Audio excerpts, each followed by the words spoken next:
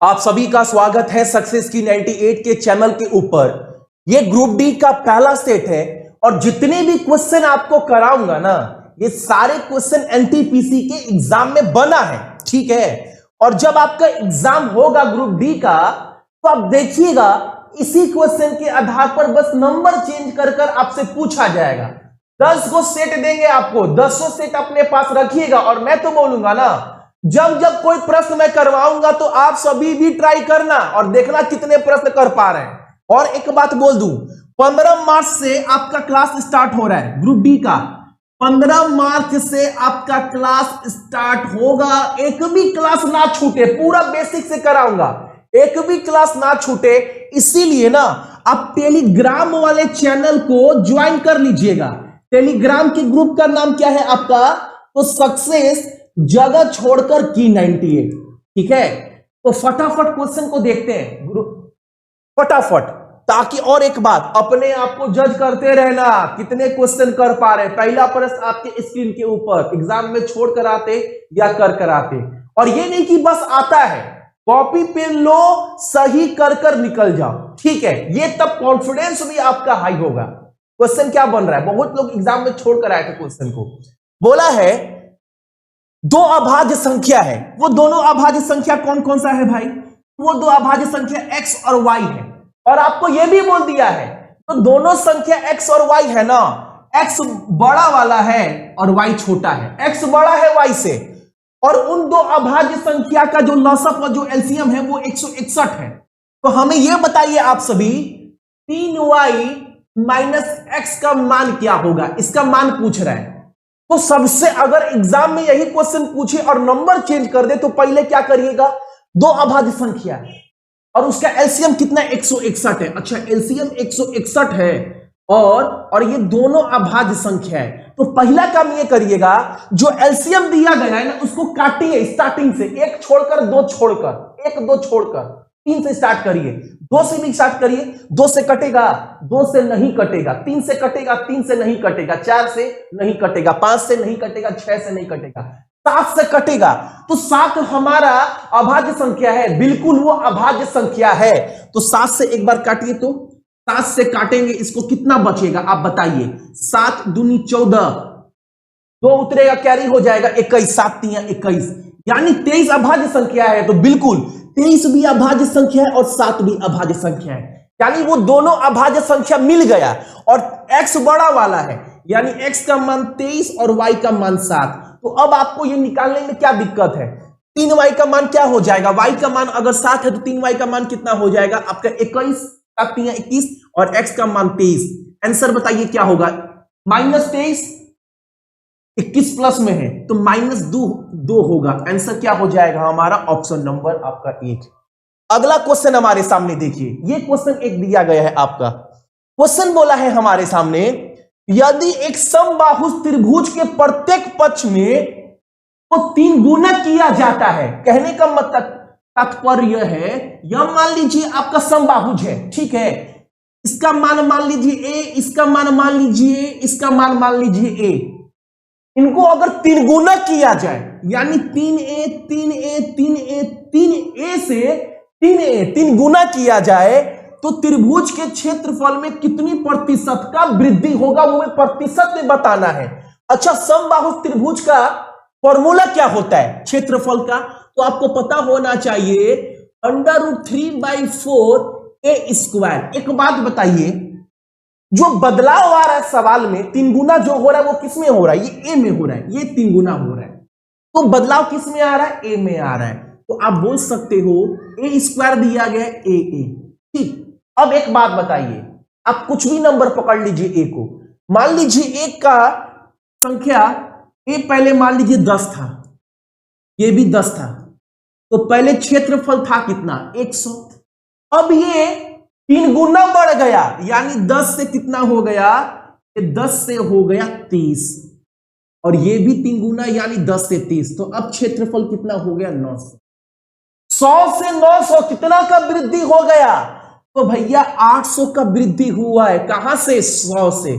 तो कितने प्रतिशत के लिए 100 लगाते हैं? तो 100 से 100 गया, यानी 800% का वृद्धि।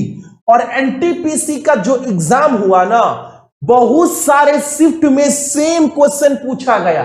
10 से दूंगा 15 मार्च से पहले आप सभी को एक एक क्वेश्चन को देखते चलो। आप सभी एक क्वेश्चन ये बोला है, सबसे लंबे छड़ की लंबाई का पता लगाए जिसे 12 मीटर लंबे, 9 मीटर चौड़े और 8 मीटर ऊंचे कमरे में रखा जा सकता है। मान लीजिए एक कमरा है, ये मान लीजिए एक कमरा है। अच्छा, इस कमरा में सबसे लंबा जगह कौन सा है? तो आपको पता होगा एक कमरा में सबसे लंबा जगह क्या होता है? डायगोनल, विकर्ण। यानी ये जो जगह है ना, ये सबसे ज्यादा लंबा होगा, यानी छड़ सबसे ज्यादा यहीं पर आ सकता है इसमें। तो विकर्ण निकालना है आपको, डायगोनल। भाई थोड़ा बहुत तो पता होगा ना, विकर्ण का फॉर्मूला क्या होता है? डायगोनल का फॉर्मूला होता है अंडर रूट एल स्क्वायर, आधार और आपका उच्च। निकाल दीजिए, तीनों चीज दिया गया, बस पुट करना है।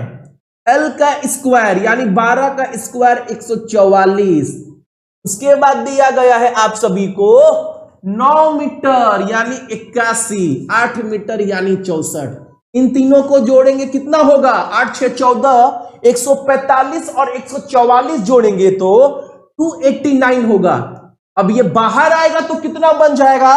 17 का ये है, 17 का। यानी ये जो है ना सबसे लंबा छड़ जो है वो घर में 17 मीटर इसका लंबाई है।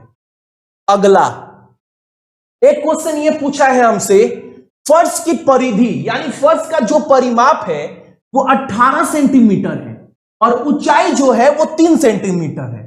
तो जो 4 दीवार है उसका क्षेत्रफल क्या होगा, ये आपसे पूछा है। मान लीजिए आपका घर है, ठीक है, जो क्या बोलते हैं जमीन है, जो फर्श है उसका परिमाप कितना दिया गया? 18 सेंटीमीटर। किसी भी कमरा का फर्श का परिमाप का फॉर्मूला क्या होता है? 2l + b। ये भाई हम बहुत दिन से पढ़ते आ रहे हैं और इसका मान दिया गया है 18, ठीक है, सेंटीमीटर में। ठीक, अब आपको बोला है जो ऊंचाई है ना, जो ऊंचाई है वो 3 सेंटीमीटर है, हाइट कितना दिया गया है? 3 सेंटीमीटर।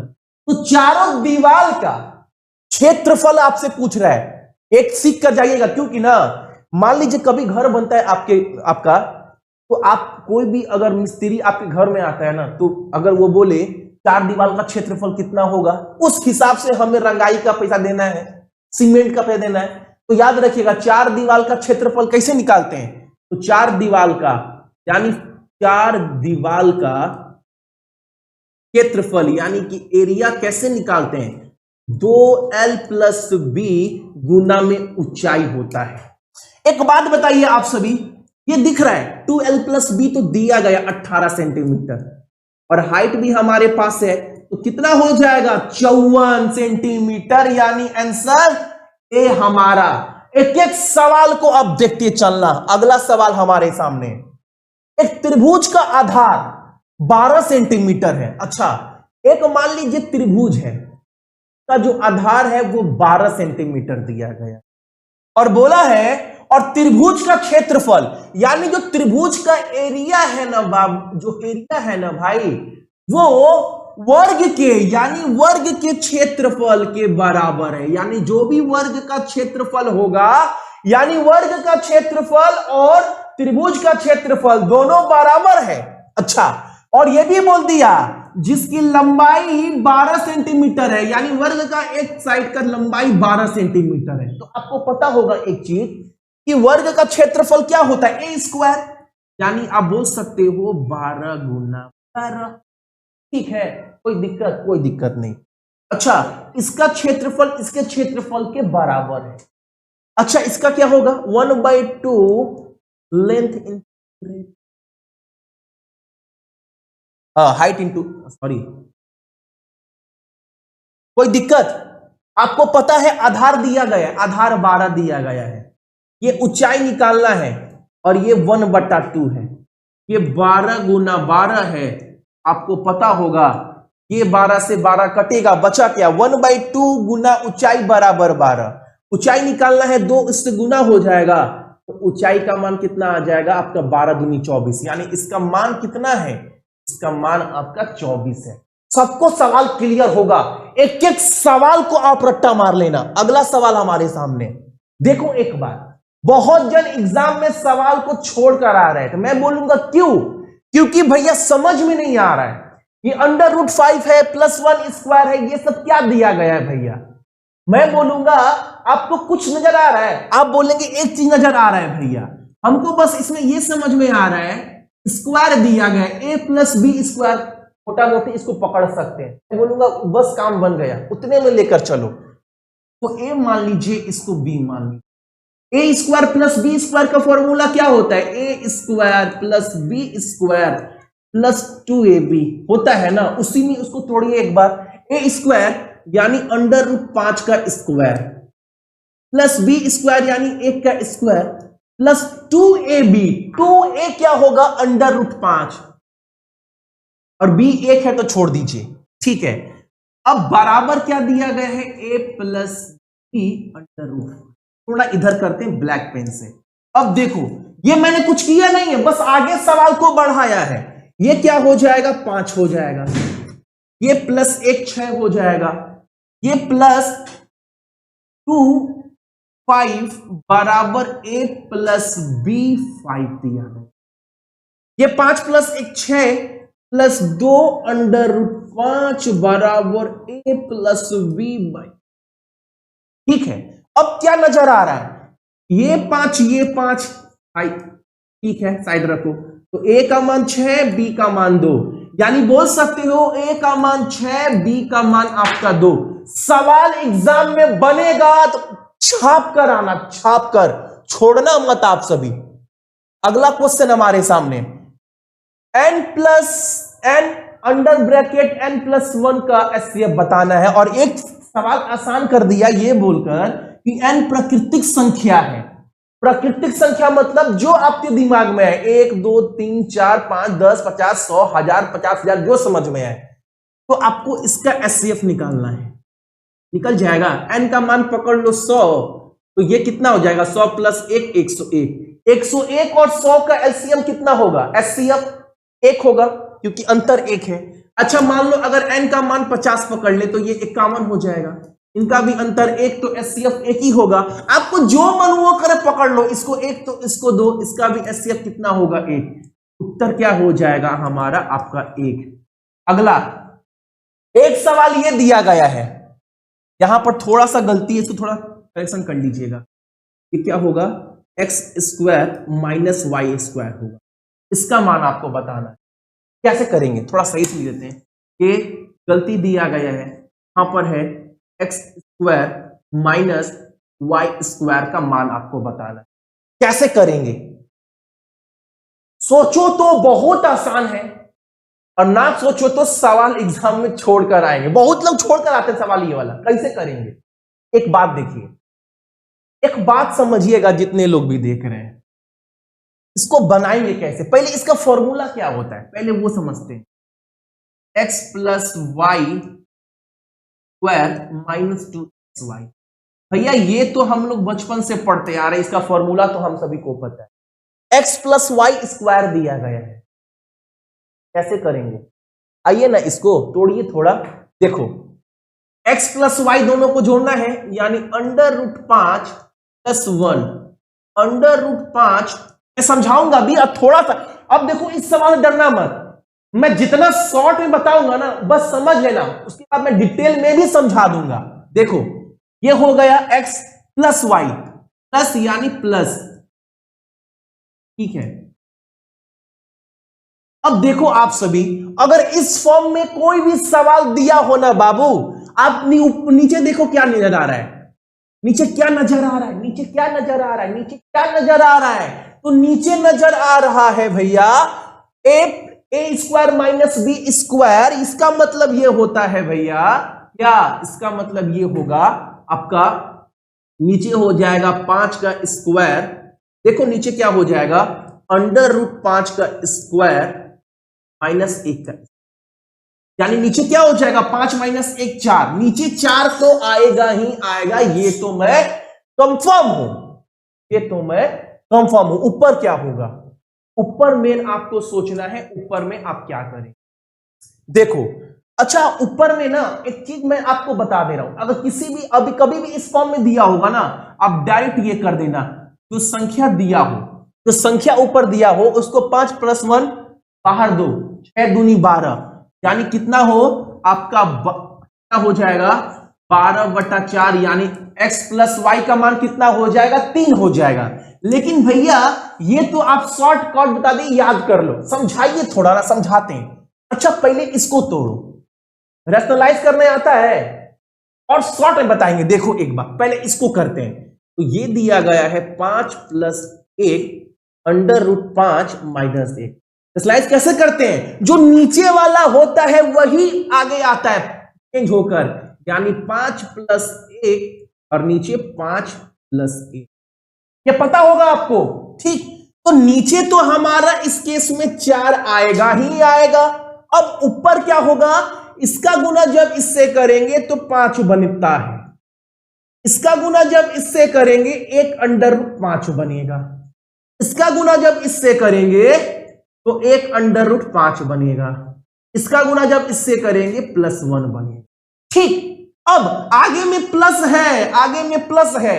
अब थोड़ा इसको तोड़ो, तो अब थोड़ा इसको तोड़ो, इसको तोड़ो तो क्या होगा √5 - 1 √5 + 1, और यहां पर अब क्या हो जाएगा माइनस के टर्म में आ जाएगा √5 - 1 √5 - 1, ठीक है।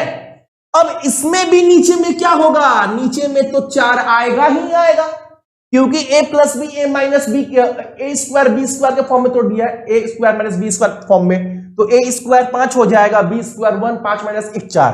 अब देखो इसका गुना अगर इससे किया जाए, इसका गुना अगर इससे किया जाए तो 5 तो हमारा उतरेगा ही उतरेगा, दिक्कत कोई दिक्कत नहीं भैया, कोई दिक्कत नहीं, ठीक है।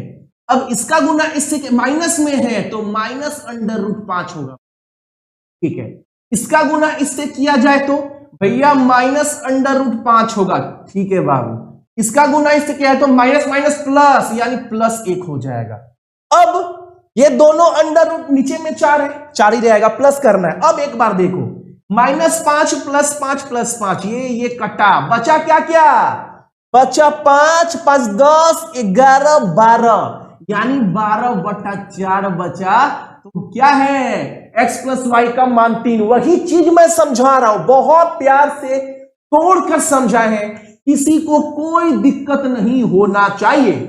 यानी आप बोल सकते हो अगर इस फॉर्म में दिया हो तो नीचे क्या करते हैं a² - b², a का मान 5 है, 5 - 1 4, और ऊपर में क्या हो जो नंबर दिया है वही अंडर किया जाता है, यानी 12/4 यानी 3, यानी x + y का मान कितना हो जाएगा 3, और 3 का स्क्वायर कितना है 9 होता है, क्लियर। अब आपको क्या बोला है भाई, अब हमें बोला है 9 - 2xy, xy का मान कैसे निकाले, अरे गुना कर दीजिए, गुना का मतलब ये प्लस है ना, ये x ये y, ये गुना कर दीजिए। देखिए ये कटा ये कटा ये कटा ये कटा, क्या बचा 1, यानी इसके जगह पर क्या होगा 1, तो 9 - 2 क्या हो जाएगा आंसर हमारा इसका 7। सवाल रट्टा मार लेना, और सवाल रटवा नहीं रहे, समझाए हैं सवाल आप सभी को। अगला सवाल हमारे सामने, एक सवाल ये वाला, थोड़ा अच्छे से इस सवाल को भी आप सभी देखो, कितने लोग भी देख रहे हैं। चलो क्या दिया गया है, आपसे P/Q का मान पूछा है, जबकि P दे दिया गया, Q दे दिया गया। P क्या दिया गया है, अच्छा P/Q कर दो ना, काहे टेंशन लेना भाई इतना। तो P दिया गया है 2 + √3, Q का मान दिया गया है 2 - √3, सॉल्व हो जाएगा भैया, हो गया। कैसे हो गया, रैशनलाइज करना आना चाहिए, ऊपर वाला चेंज नहीं होता है, नीचे वाला बदलता है। नीचे वाला क्या हो जाएगा माइनस प्लस हो जाएगा, 2 + √3, 2 + √3, ठीक है। अब सॉल्व कर लीजिएगा, कैसे भैया बताइए ना।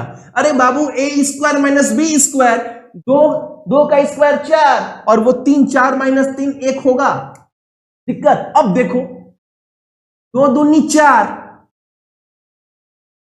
प्लस 2 √3, के बाद प्लस, इसका इससे गुना करेंगे, फिर 2√3, आगे बढ़िए, फिर इससे इसका गुना करेंगे, कितना होगा, एक 3 बनेगा।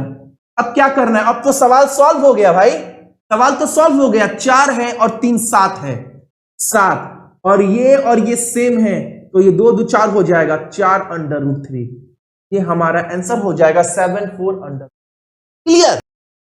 एक सवाल हमारा ये है जो कि बहुत सारा शिफ्ट में क्वेश्चन आपके एग्जाम में बन रहा था, एक्स वाई 60, एचसीएफ 12 और एलसीएम 72 दिया गया है, 1/x 1/y का मान पूछ रहा है। ठीक है, कोई दिक्कत नहीं है, एलसीएम ले लीजिए, एक्स वाई हो जाएगा, ये हो जाएगा y प्लस एक्स, और y प्लस एक्स का मान दिया गया, ये 60 हो जाएगा, एक्स वाई कितना हो जाएगा, अगर एलसीएम 12 और ये 72 है तो कितना हो जाएगा एक्स वाई का मान लीजिए आपको पता होगा दो संख्याओं का गुणनफल बराबर कितना होता है, एलसीएम गुना आपका एचसीएफ, ये 12 है और ये 72 है, और ये आपका क्या हो जाएगा, दो संख्या, एलसीएम में एचसीएफ छुपा होता है, तो आपको पता होगा दो संख्या क्या हो जाएगा, 12a गुना 12b, ठीक, 12 से 12 कटा, 12 से 6 कटा, यानी ए बी बराबर 6 है, लेकिन दो संख्या हम पकड़ कर चल क्या रहे हैं, दो संख्या ए बी बराबर तो 6 है, लेकिन दो संख्या पकड़ क्या चल रहे हैं, 12a 12b,